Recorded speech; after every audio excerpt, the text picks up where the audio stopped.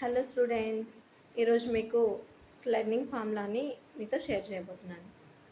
So ఈ learning formula ఏంటి అంటే, మీరు ఏదైనా లెర్నింగ్ ప్రాసెస్లో ఉన్నప్పుడు ఆ నేర్చుకున్నది బాగా గుర్తుండాలి అంటే ఈ సింపుల్ టిప్ ఫాలో అవ్వచ్చు.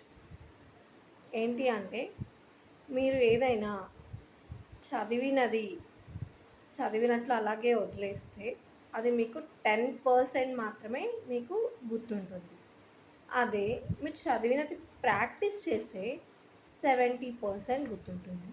అదే మీరు చదివినది, మీరు నేర్చుకున్నది ఎవరికైనా మీ ఫ్రెండ్స్ కానీ, మీ పక్కన ఉన్న వాళ్ళకి ఎవరికైనా ఎక్స్‌ప్లెయిన్ చేస్తే 90% మీకు గుర్తుండిపోతుంది.